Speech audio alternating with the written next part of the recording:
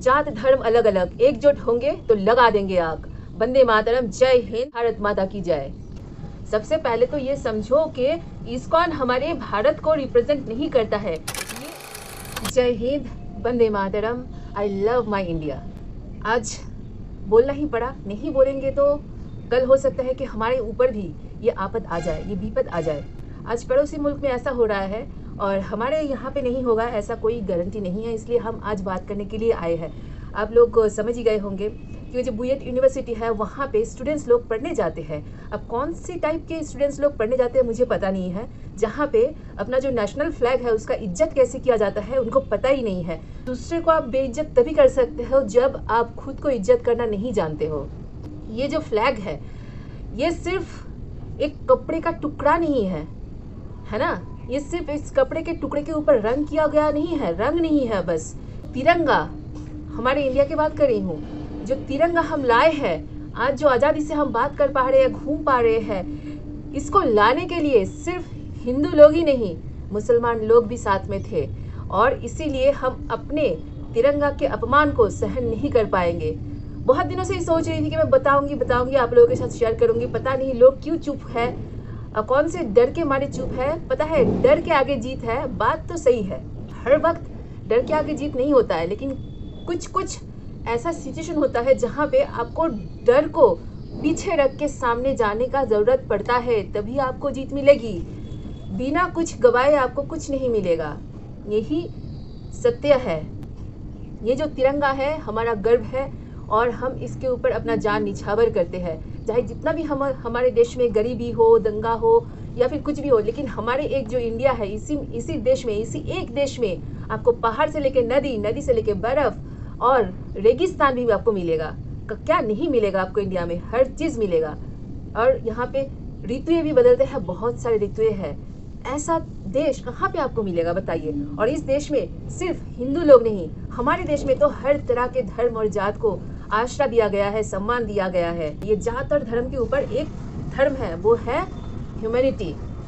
ये मैं हर एक भारतवासी से पूछती हूँ कि हमारे भारत में 147 मतलब 1.47 करोड़ लोग रहते हैं। इन लोगों का आबादी है, इससे भी ज़्यादा है अभी। और इस भारत के तिरंगे के ऊपर हम सबका अधिकार है, इसका अपमान कोई करेगा तो हम सहन नहीं करेंगे। क्योंकि ये जो तिरंगा है इसको लाने के लिए हमारे पूर्वज ने अपने खून पसीना सब कुछ दे दिया, बहाया है, अपनों को खोया है, तभी जाके ये तिरंगा हमारे पास आया है, ये आज़ादी हमारे पास आया है। ये तिरंगा हमारा गर्व है और हमारे जो सैनिक है उन लोगों को तिरंगे से सम्मान किया जाता है। यहाँ पे जो कोई भी देश के लिए कुछ कर जाता है या फिर कोई भी बहुत बड़ा काम कर जाता है उसको तिरंगे से सम्मान दिया जाता है। यह है हमारे तिरंगा का महत्व। हम कहीं पर भी तिरंगा देखते हैं, कहीं पे फेंके हुए नहीं देखेंगे। अगर फेंके हुए देखा कभी अपने तिरंगे को, चाहे वो कागज के रूप में हो, कपड़े के टुकड़े के रूप में ही हो, प्लीज़ आप सब भारतीय को हम बोलते हैं कि प्रोटेस्ट जरूर कीजिएगा। देखिए पड़ोसी देश बांग्लादेश, ये लोग कॉलेज में पढ़ने जाते हैं, शिक्षा लेते हैं, पता नहीं कौन सा शिक्षा ले रहे हैं कि उसको पता ही नहीं है कि ये बांग्लादेश का जो फ्रीडम लाया गया था, ये जो बांग्लादेश के फ्लैग है वो लाने के लिए सिर्फ मुजीबर रहमान ने नहीं, उस मुजीबर रहमान के साथ हिंदू मुस्लिम सब कोई मिल के लड़ाई किए थे, खून बहाए थे, तभी उन लोगों को आज़ादी मिला था, पाकिस्तान से मुक्ति मिला था। वो लोग भूल गए कि 1971 में क्या हुआ था। तब हमारे इंदिरा गांधी अगर सपोर्ट नहीं करते ना तो हो ही जाता, गन हत्या हो जाता, मास मर्डर हो जाता, हो ही रहा था। जहाँ पे मैं रहती थी, मेरा जो मायका था पहले, एकदम पहले मतलब जब मैं बचपन में जहाँ पे रहती थी वहाँ के बाजू में ही कैंप करके एक जगह है, और उस कैंप में आपको बताऊंगी 200 से ज़्यादा बांग्लादेशी विडोज़ उसके बच्चे को लेके आ गए थे, वहाँ पे आसरा लिए थे। अभी भी वो लोग हैं। उन लोगों से कभी सुनेंगे तो आप लोगों का दिल दहल जाएगा कि क्या हुआ था। अगर उस दिन उन सारे माताओं को अपने बच्चे के साथ, अपने पतियों के साथ, बेटे के साथ अगर आसरा नहीं दिया जाता तो वो लोग क्या करते। धोखेबाज लोगों को ना कभी विश्वास नहीं करना चाहिए। एक बार धोखा देगा, ठीक है, विश्वास करो कि हो सकता है कि सुधर गया है। अगर बार बार आप धोखा देंगे तो उसको कभी भी विश्वास नहीं करना चाहिए, नहीं कुछ सपोर्ट करना चाहिए। हम इंडियंस लोग इतना ज़्यादा दरिया दिल दिखाते हैं ना, उस दरिया दिल का हर कोई फ़ायदा उठाता है। क्यों अपने आप का फ़ायदा हमेशा उठाने देंगे। आप लोग जागो, अभी समय आ गया है कि आप अपने लिए ही जागोगे तो पता नहीं कल को आपको सुला दिया जाएगा। अपने लिए जागो, नहीं तो कल को आपको सुला दिया जाएगा। जो ये इस्कॉन है, इस्कॉन के बारे में लोगों का एक गलत ही मेंटेलिटी है। साइकोलॉजिकली बहुत ही अलग इफेक्ट करता है। ये लोग कृष्णा का नाम लेते हैं, प्रचार भी कृष्णा का ही करते हैं, और कोई बंदूक या फिर क्रिमिनल एक्टिविटी करने के लिए आपको प्रोवोक नहीं करते हैं। वो लोग गीता बांटते हैं, जब भी जहाँ पे देखेंगे गीता बांटेंगे। भिक्षा मांगने के लिए आते हैं ताकि उनका जो संगठन है वो चले, ऐसे चलते हैं। और ज़्यादातर उस संगठन में जो भी चैरिटीज़ होता है वो विदेश से आता है और हमारे देश से भी आता है। सबसे पहले तो ये समझो कि इस्कॉन हमारे भारत को रिप्रेजेंट नहीं करता है। ये एक इंटरनेशनल संगठन है जिससे हम हिंदुओं को सपोर्ट मिलता है। वो अपना सनातन धर्म को प्रचार करता है, सनातन धर्म का प्रचार करता है। इस्कॉन का एक भक्त चिन्मय कृष्ण दास को गिरफ्तार किया गया है, लिया गया है, तो उसको लेके बवाल मच गया है। अगर वो क्रिमिनल है, अगर वो टेररिस्ट है, तो उसको 2-3 महीने लग गया गिरफ्तार करने के लिए। थोड़ा सोचिएगा, अगर कोई टेररिस्ट है और उसके ऊपर ये साबित नहीं हुआ है, फिर भी उसको लिया गया है हिरासत में, तो बहुत गलत है। अगर सरकार को पता है कि वो टेररिस्ट एक्टिविटीज में युक्त है, तो फिर वो बंदा कैसे देश से बाहर जाके फिर अंदर आ रहा है? उसको एयरपोर्ट में ही नहीं पकड़ा जा सकता था पहले?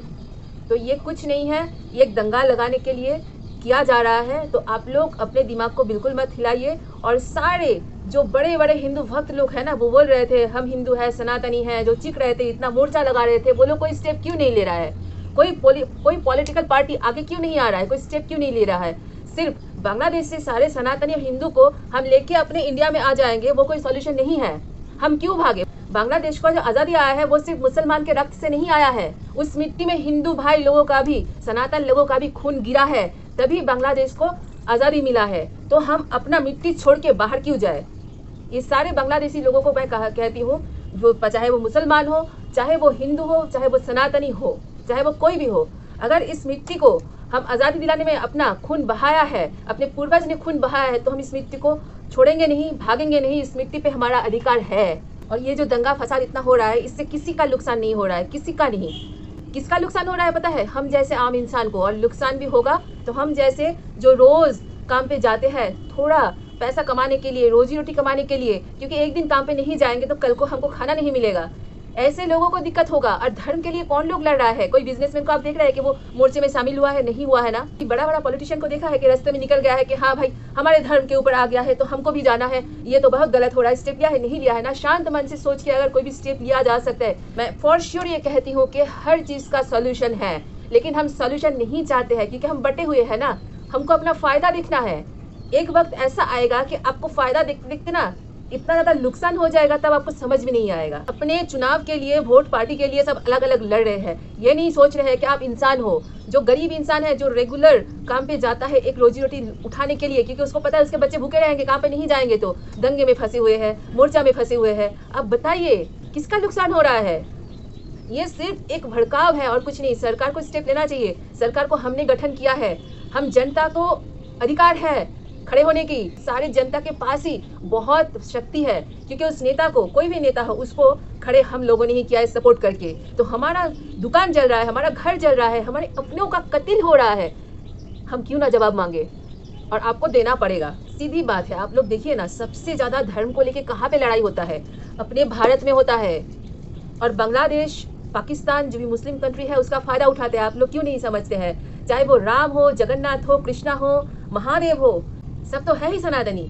माँ काली हो, कामाख्या हो, तारा माँ हो, सब है सनातनी। माँ दुर्गा, सब सनातनी है। तो फिर हम क्यों लड़ रहे हैं? आप लोग एक बात सोचिए कि हम सब अगर एकजुट हो जाए और सब अपने अपने भगवान के नाम लेके आवाज दे, तो पूरा विश्व कांप उठेगा। कहीं से अगर जय जगन्नाथ, एक ग्रुप जय जगन्नाथ, एक ग्रुप जय श्री राम, एक ग्रुप जय माँ तारा और एक ग्रुप हरे कृष्णा बोल देना, तो पूरा दुनिया कांप उठेगा। लेकिन हम सबको एक जगह पे इकट्ठा होना पड़ेगा। थोड़ा ये बात आप थोड़ा सोचिए, आंख बंद करके नहीं, आंख खोल के सोचिए। हम सबके पास पावर है, हम सबको एकजुट होना है। और ये सब सनातन से जुड़ता है। सनातन कोई धर्म या जात नहीं है, उसका कोई स्तोत्र नहीं है, ये बस हमारा परिचय है। इंडियन मुस्लिम और जो बांग्लादेशी मुस्लिम है, ये लोग दार उल हर्फ को मानते हैं। इसका मतलब है हाउस ऑफ war। तो मैं सीधी बात में समझाती हूँ कि दारुल हर्फ का मतलब क्या होता है। मतलब वो कंट्री जहाँ पे इस्लामिक रूल नहीं चलता है, और आपको अगर इस्लामिक रूल प्रैक्टिस करना है, इस्लामिक कोई भी चीज़ आपको प्रैक्टिस करना है धर्म के बारे में, तो परसिक्यूशन करना होगा। ठीक है, परमिशन लेना होगा।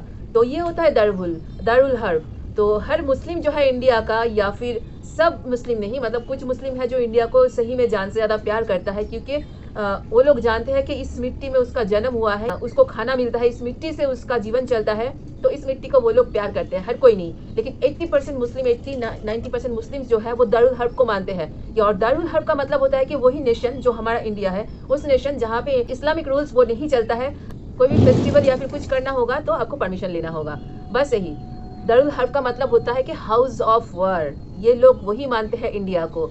इंडिया है युद्ध क्षेत्र उन लोगों के लिए। दूसरा होता है दारुल इस्लाम। इसका मीन मतलब होता है कि वो एक इस्लामिक कंट्री है जहाँ पे कोई पाबंदी नहीं है, और जो इस्लाम का कोई भी रूल्स रेगुलेशन वहाँ पे फ्रीली प्रैक्टिस किया जा सकता है, और मुस्लिम लोग वहाँ पे अपना कल्चर, अपना ट्रेडिशन सब कुछ आराम से स्प्रेड कर सकते हैं। ये होता है दारुल इस्लाम। हमारे यहाँ पे इंडिया पे बांग्लादेश के जो भी मुस्लिम्स हैं वो लोग दारुल इस्लाम को नहीं मानते हैं, वो लोग दारुल हर्ब को मानते हैं। ये बात आप लोगों को जानना चाहिए। जात धर्म अलग अलग, एकजुट होंगे तो लगा देंगे आग। वंदे मातरम, भारत माता की जय।